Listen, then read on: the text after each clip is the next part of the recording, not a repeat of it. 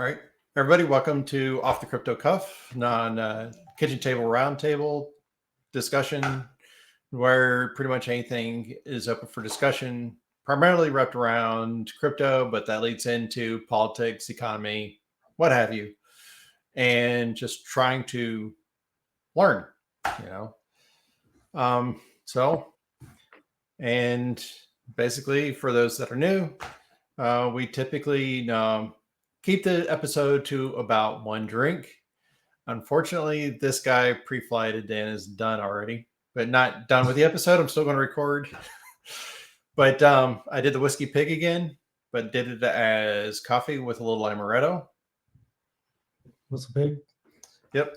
I got the 2XO. It's not in the camera frame. 2 times oak. Oh, okay. Nice.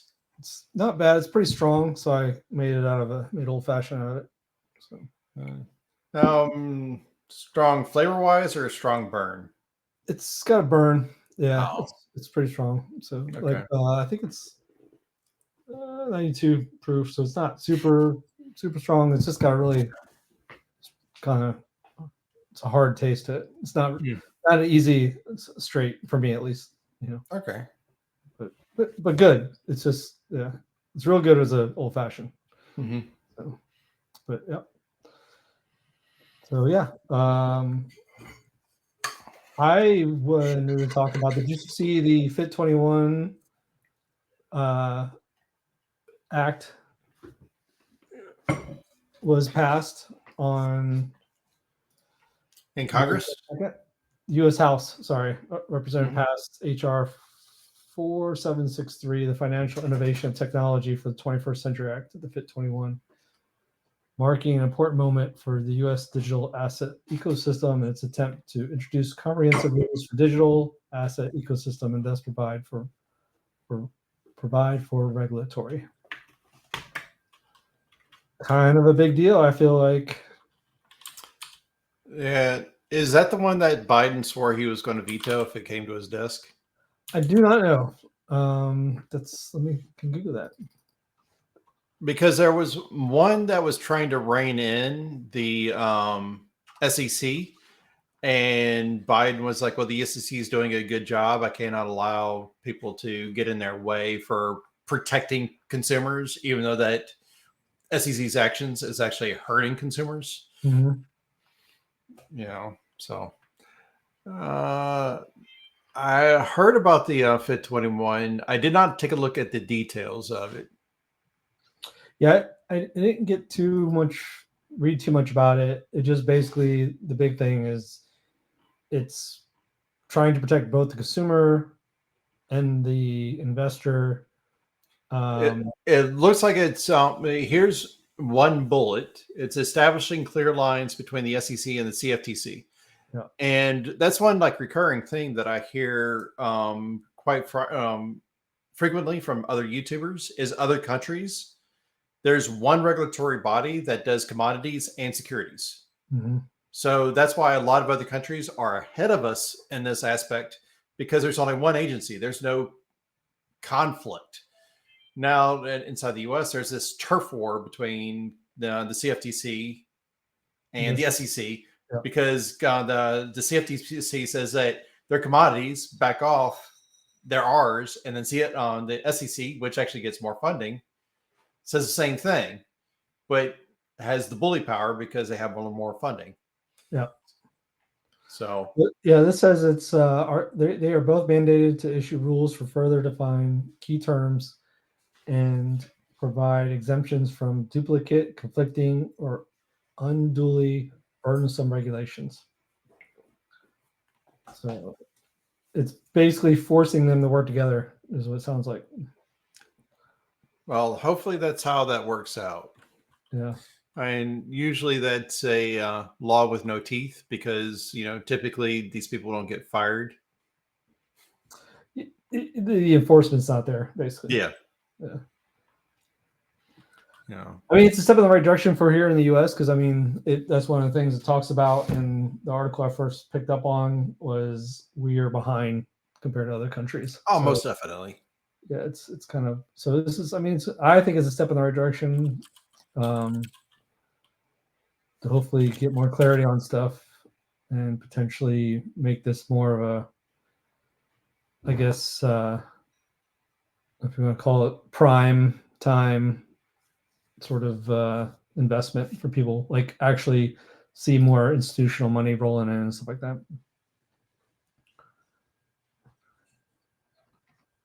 Yeah, I mean, there's a lot to it. It's a pretty big act,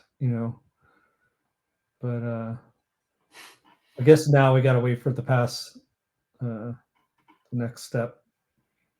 I didn't see where this one Biden won't pass it. I think it's the other one you're talking about. I think it's yeah. Well, actually, the House approved this, so yeah, it goes from the House, then it should go to the Senate, and then so long as the Senate's also on board, then it'll go. Okay.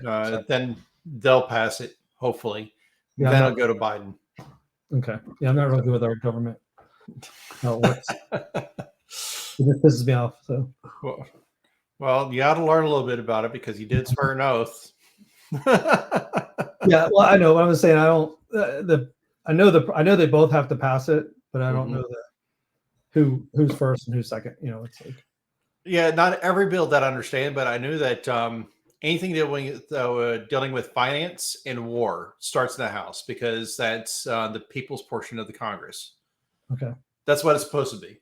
And the Senate was supposed to be the representation of the states. That's actually kind of broke apart. I forgot which amendment that it was where that happened. But basically, people from a long time ago, before I even had the opportunity to vote, they were lied to about, well, the Senate can always, just ignore what the House passes. Yeah. But it's just like, quite literally, it's just like if the Senate was operating the way it was supposed to in the interest of the states and not in the interest of it, the senators, in the interest of the people that voted them in, then something like the Affordable Care Act would never have passed because of the burden that it actually introduces on states. Because it was supposed to be the state legislatures that put the Senate in, not direct vote by people. Now the people are overrepresented in the federal government, which has led to a lot of problems going forward. So a little history on that. So yes, I mean, so if you're upset about it, that's one of the many reasons why. Again, I don't remember which amendment it was. Don't have the time to really dive into that. But if somebody actually knows, they could just put in the comments for us. There you go. Thank you. So here's actually a fun one. How researchers cracked an 11-year-old password. Mine wasn't fun. I thought it was pretty fun. I thought it was pretty fun. So come on. Hey, if it makes it a law, we'll see. We're halfway there. Well, a third. A third, yes. There you go. Well, if somebody decides to sue about it and it goes to the Supreme Court, then okay, there's your fourth. Yeah. I mean, I don't know. Like, to me, it's good because it's a step in the right direction. It's trying to force the two agencies to work together, or at least not contradict each other, So, I don't know. It gives people the warm and fuzzy to maybe start getting into this market. And I think once the U.S. market really gets involved, that's when that's a big part of it. It's a big part of the world. So that's just my opinion. It is definitely a big part of the world, but at the same time, we're a single country out of many, and there's a lot of countries leaving us behind, and which is one of the first times I would say that we're being left behind technology-wise. Yeah. It's because we've used to lead in technology, and this is a technology, and we're deliberately being like, hey, don't go over there. But again, we've talked about this several times. The reason why the government is very hesitant to allow this is because it is a competition to the US dollar. No, I totally understand that. And that's what I said before, is I feel like the like XRP and other ones who are looking to integrate with the current banking system, at least in the beginning, have a better chance this actually working, because it they're not trying to replace it out the gate. Ultimately, yes, they're trying to replace it, but I think up front they're not. So it's more of an integration to a point of how it will work, or integration to a point of eventually going away, and then crypto is in the forefront. But again, I have my concerns with that aspect of it. It just depends on how that integration works, because it can get dystopian really fast, really quickly, and you blink and you wake up and it just does not go away. Not in the way you would want. So I was just at a conference last week, technology conference for Dell, and the big talk was AI. That's all I talked about. Pushing AI. It's interesting to me, because I feel like in some ways AI is going to help push crypto, but I'm not really sure how. I just kind of have that feeling. Take a look at Casper, because they actually take a lot. They're heavy in this, and they have a partnership with IBM, and IBM is really big in AI, and they've been in AI for decades. Right. Where they actually see this is, think of blockchain as not just a currency, but as an immutable database. So when you start training an AI, you start adding these immutable records to how you train the AI. And if the AI fails, then you take a look at the blockchain of how it was trained, and then you could have this impermanent, immutable record of how it was trained. So then you can actually understand how it came to the decision it did. Mm-hmm. That's one of the things they're looking at. Yeah. And I'm sure there's even more beyond that. Said my understanding of AI is very, very surface level. Yeah. Because you're talking like data science, big models, stuff like that. But yeah, it's like AI is taking over, and it's like we've been inadvertently training AI for years. Right. It's just like CAPTCHAs. I didn't even think about CAPTCHAs, but it's like when you're saying, "Hey, pick out the bicycle." Well, guess what? You're actually saying, out of this image, this portion of it is the bicycle, right? So now you actually highlighted the area. So when that becomes training data for the AI, exactly. That's what that is. Yeah. It's like there's coding challenges, and I did one a few years ago. There's several websites that do this. It's like you're competing against each other and you can pick your language, right? It's like, here's a problem, solve it using the language of your choice, and you have very particular constraints. And I'm a big fan of compiled languages, so typically I lean on C++. But it's just like, not only do they look at, and when you do that, but they don't just look at the speed of the application itself and does it actually solve the problem, but they're also looking at compile time.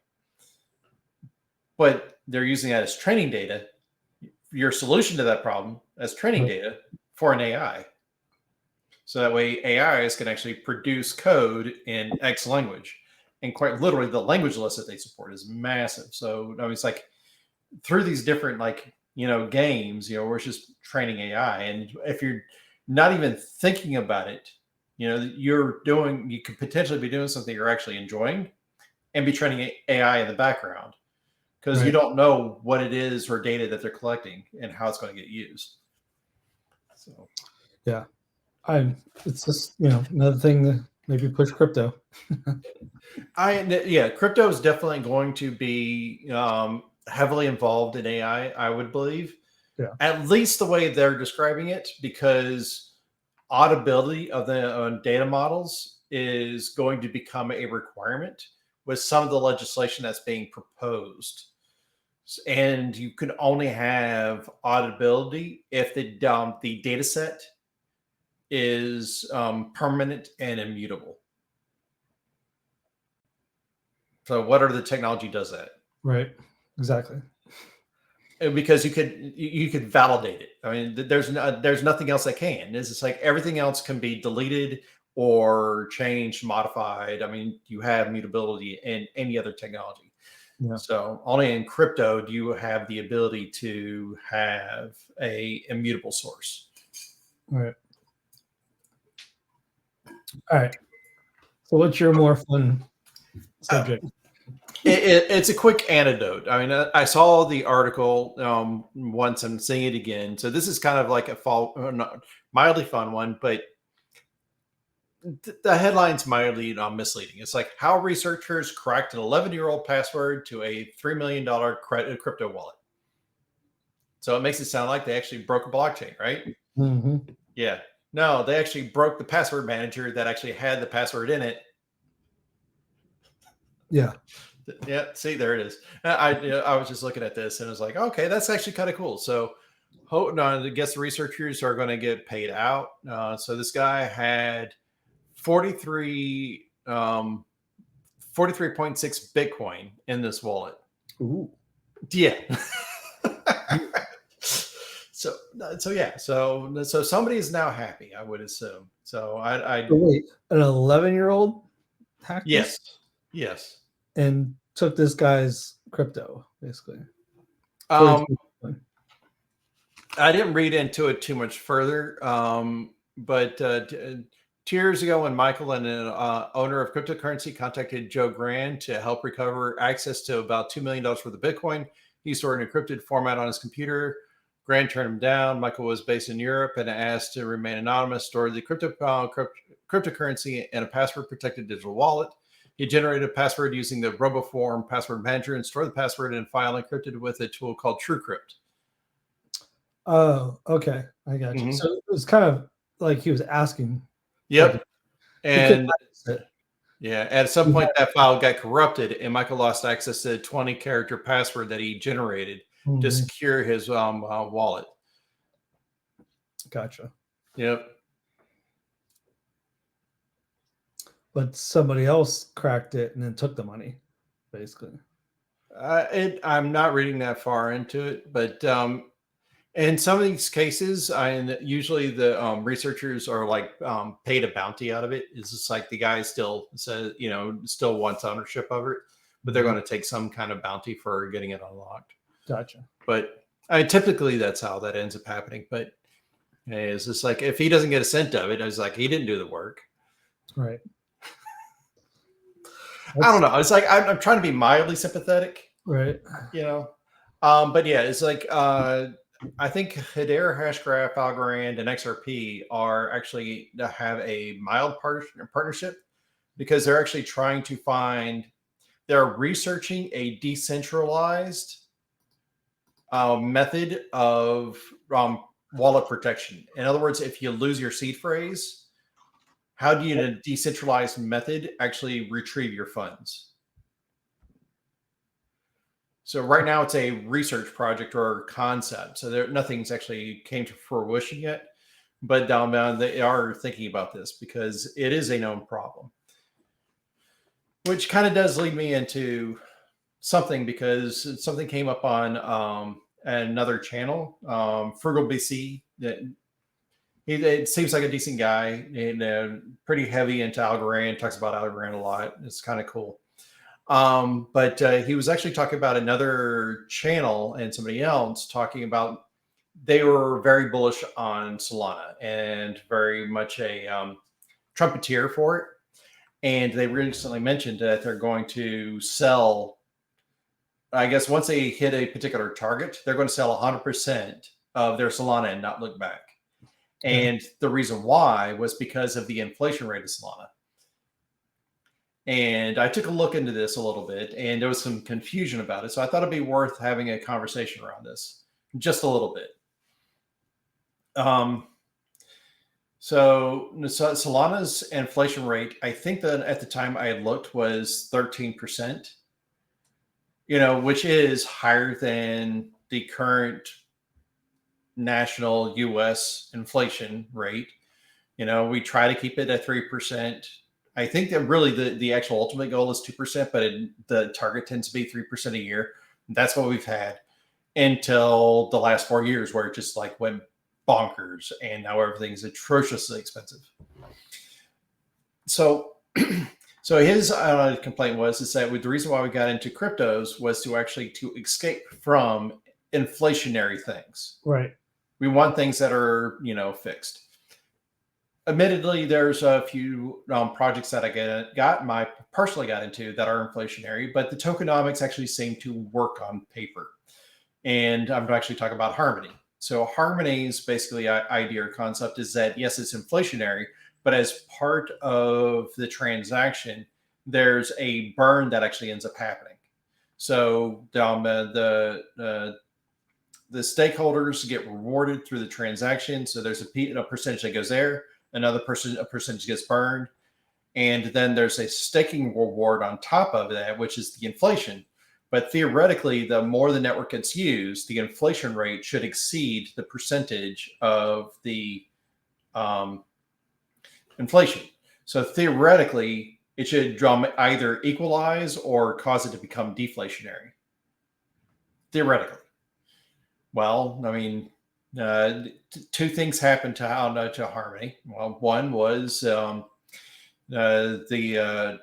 bear market hit, and it got hit hard. And then as a bear market hit, I still call this an inside job. It's not necessarily understood, what happened and how. But the bridge, they didn't have native stable coins or anything else on there. So everything was bridged from Ethereum. And that bridge got drained. So when the bridge got drained, there went 100% of the liquidity on the Don chain, which hit it even harder and drove it not to zero, but pretty flipping close. So, I mean, it basically hurt everything, and a lot of projects left. So there's huge problems there. And when you lose applications, there also goes your users. Right. It's like, I'm not a fan of Microsoft, but oh man, who is the other Bill that worked at Microsoft, the really big guy? But he was like, developers. All right. He was like, and he wasn't talking about operating system developers. He was talking about the application developers. Because without developers building applications, you're not going to have users. But either way, to drag this back, so the confusion was, how does inflation affect, ultimately the price and price action?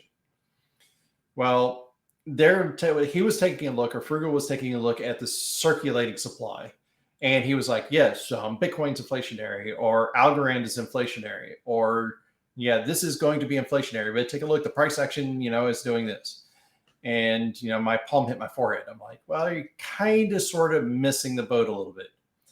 Because here's the thing, XRP, Algorand, and Bitcoin all share one thing in common. It's is their supply is fixed.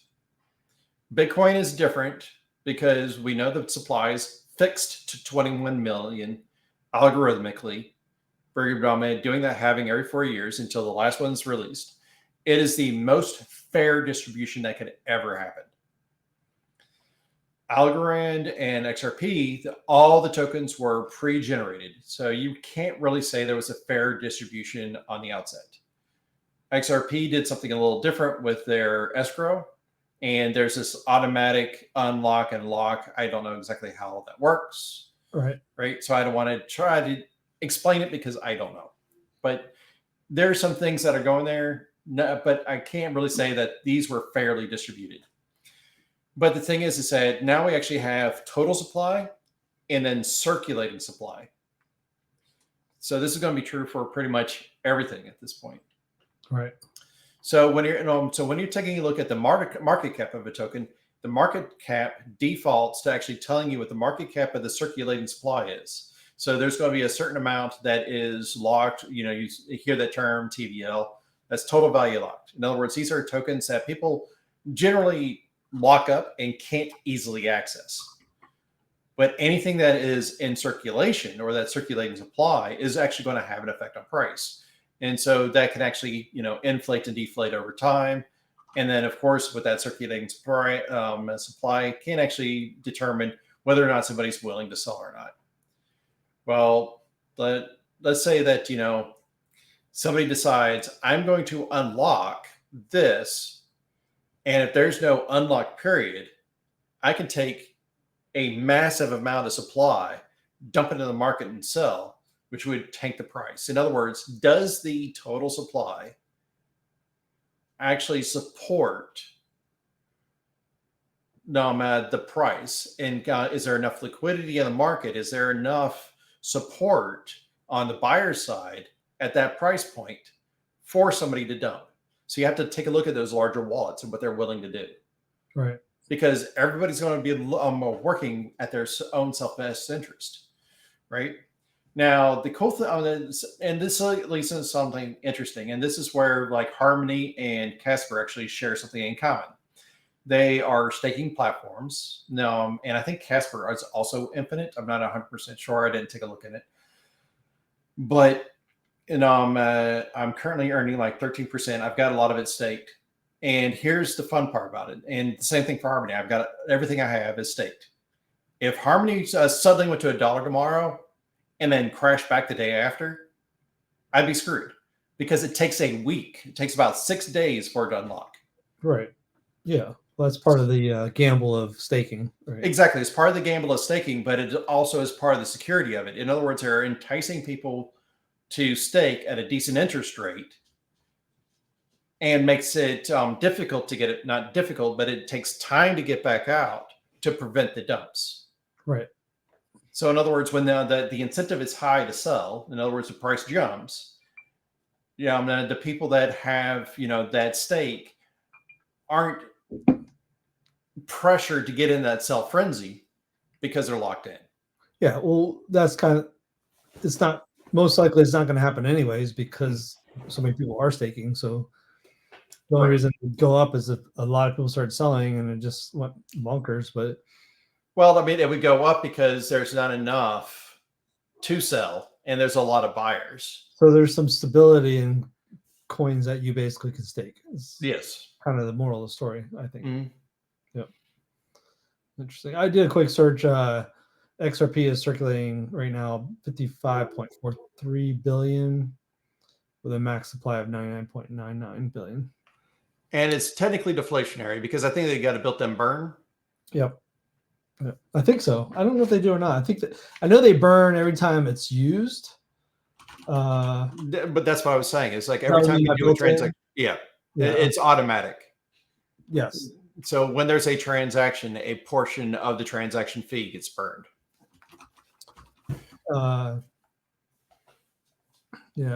Off supply through a process called token burning or coin burning, which is when coins are sent to the public wallet address where they can't be spent or retrieved. This makes the coins unusable.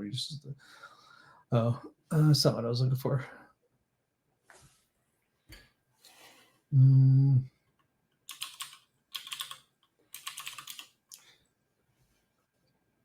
I have my own issues with Solana, so yeah. I stay away from it personally. Yeah, I don't know. It doesn't say. I'm not finding quick and easy here. When does XRP burn?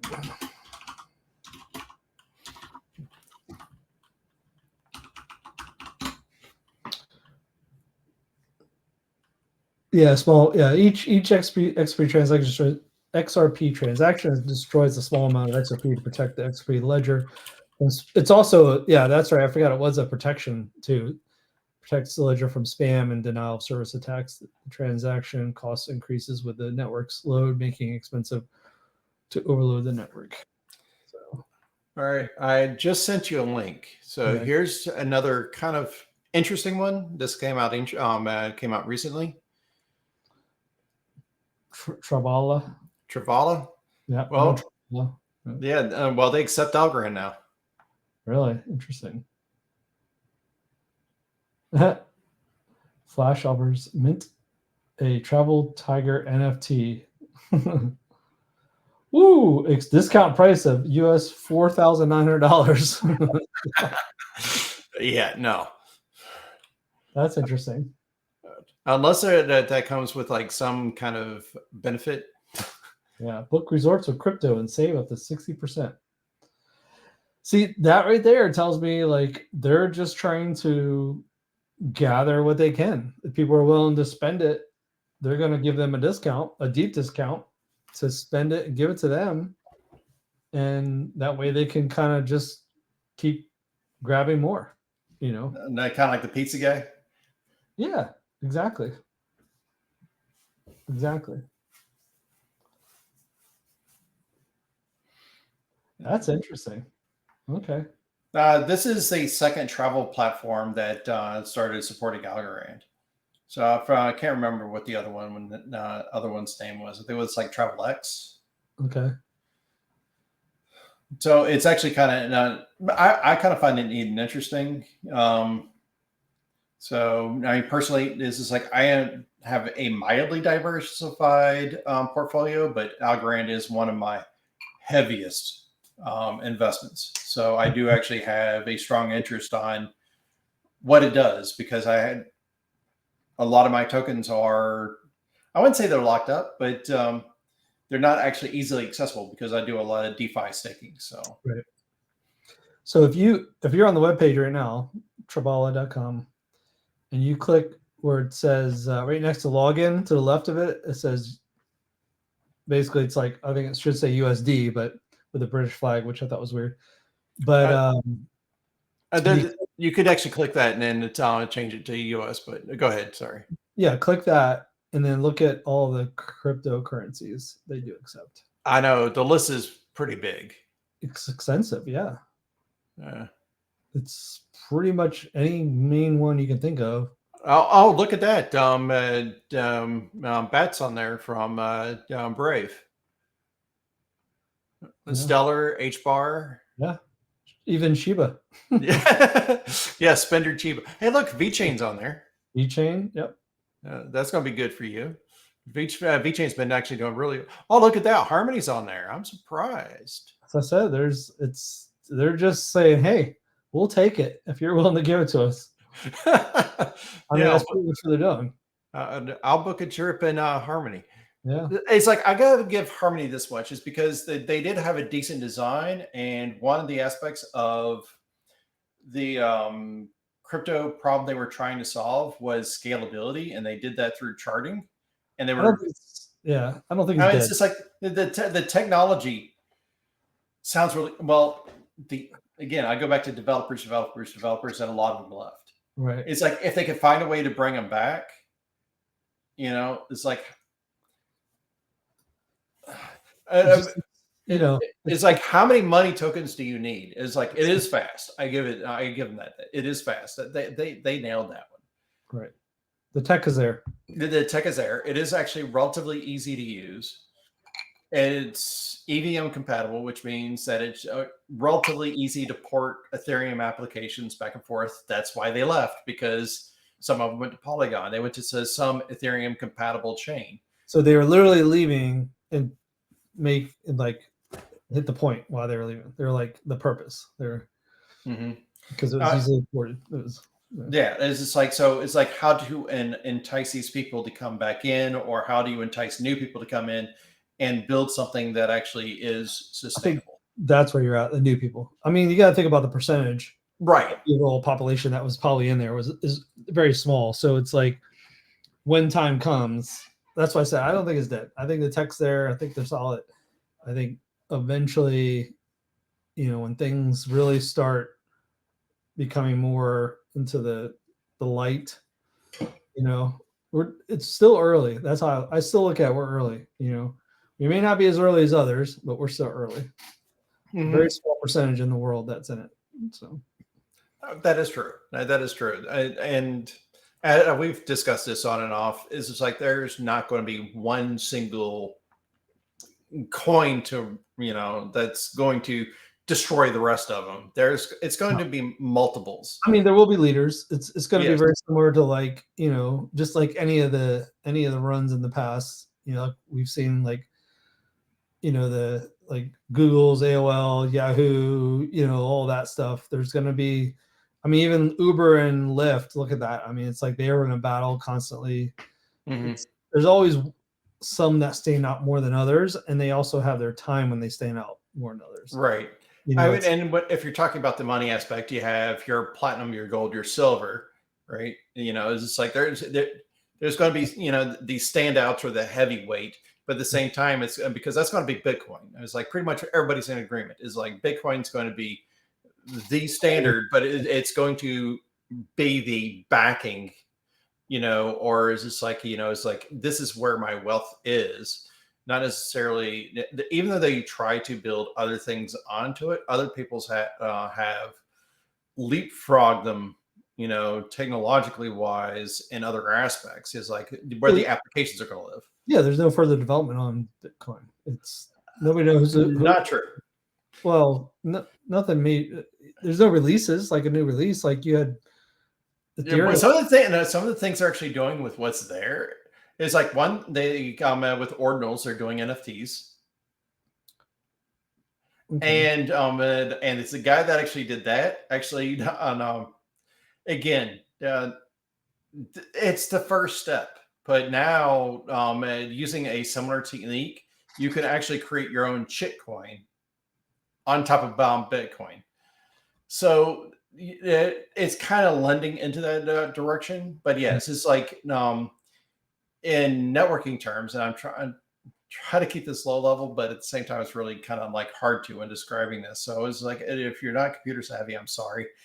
But in networking terms, Bitcoin is a pure level 1 network. It's not, it is a base. It's a framework, is a solid foundation. And that is true. It is a very solid foundation. And where you're going to start seeing a lot of innovation with Bitcoin is in the layer 2s, the people that ride just above it. And then once you have the layer 2s in place for Bitcoin, and that's going to be your Lightning networks and others, and then comes your layer 3s. And layer 3s in Lightning networking terms, that's where the applications are going to be. That's your network layer 7 area. That's where the applications are going to be. We're not there yet. No. The layer 2s still have to get there, but they are nearly there, in my opinion. Yeah. But I know it's just like, but there's a lot of competition. That's what I'm saying. It's like, Bitcoin being the grandfather of it has cemented themselves in a particular place and are extraordinarily strong in that place. And I don't think people trying to think about what they're doing as in competition with Bitcoin is not true. But there's a lot of competition in the other, where you actually are trying to get into this Web3 space. Bitcoin isn't exactly in this Web3 space. Bitcoin is, again, I try to do by my best to define it, but Bitcoin is wealth. Yeah. And the other ones are more on the currency side of that. They're not necessarily wealth, but they're more currencies, but they're currencies with the benefit of enabling particular use cases and being able to move wealth quickly and easily. Like imagine the Ethereum doesn't do this quite well. So basically like Polygon, which actually is the layer 2 to Ethereum, which is faster and cheaper.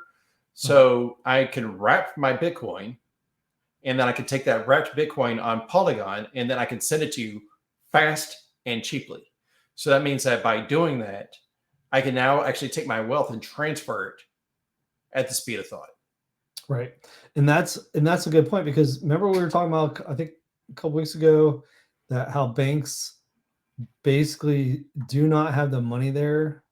I don't know. We'll be talking about that, but you look at your bank account, right? Mm-hmm. Say, whatever, and all these people have money in the bank. That bank does not have that money. It's purely electronic. So think about this. If it looks like the banks are going to go under in this country, what are people going to do? They're going to move their money somewhere. They're going to want to move it somewhere. So where would they move it? Crypto. Crypto is a place to go, because you can easily move it. You're not going to you're not going to need you're not going to go to the bank and get your cash because they don't have it. Mm-hmm. So you're going to move it out and move it straight to crypto. And like you said, and it's fast. And then wherever you wind up, if you're going to move to another country or whatever, then you can move your money out of it into whatever currency you want. Well, unless you're a U.S. citizen and they gotta charge you that exit tax. Yeah, well, whatever. Yeah, I'd rather have the exit tax than be poor. So, True. and I'm sure people with lots of money, that they would prefer to have their money and not have it at all. So, I'm not complaining. I mean, that's a whole other conspiracy theory if you want to talk about whatever. But it's like, no, it's like I actually think about, I saw a video recently where a guy was like trying to get a bunch of cash. He was going to talk about economics and all this stuff, and he was like, "When I have this cash, so he can actually show people what it was like tens of thousands or hundreds of $1,000s would look like." This is what he talks about. Yes, I do. Yes. And he wanted to have it on the table, and he was like, "It took 2 weeks, and they couldn't give me all of my money because the bank didn't have it. They literally didn't have it." So it tells you it's absolutely insane. Yeah, it's like people are like, "Well, I don't want digital money or this or that." It's like you use a debit card. It's like you use a Visa card. It's all digital. Yeah, this is at least with the crypto, you literally can hold it yourself if you want on your own wallet. Yeah, I still have value. You're right. And it's literally self. You are your own bank effectively. Yeah. I mean, it's like you just have to be smart about what you're doing. Yeah, I don't understand why. I don't know. I guess a lot of people just don't see it. That's all. Anyways. Well, they don't see it yet. The thing is that where people are going to lose their minds is when Bitcoin finally breaks that $100,000 mark. And then people are going to be like, "Oh, shit. I should have been in this market from the beginning." Yeah. It's like look at where we started. It's just like I heard literally, it's like when Bitcoin first started way back in the day. I was like, people in my circles were like, "Hey, did you hear about this Bitcoin thing? It's like you just set the software up on your computer and you can mine it." And it was like, what? No, it's like, because I was learning about economics and I was reading books, that was actually talking about the dollar system, Federal Reserve. And I was like, well, gold and silver is money. I'm going to invest in gold and silver, because I was like, what is this digital thing? It's like, that's not going to take off. Right. That was 2008, 9. And then, they were like, well, hey, there's an exchange now. You can actually buy Bitcoin. It was about $1. Or was it less than $1? I can't remember at this point. It's just so long ago.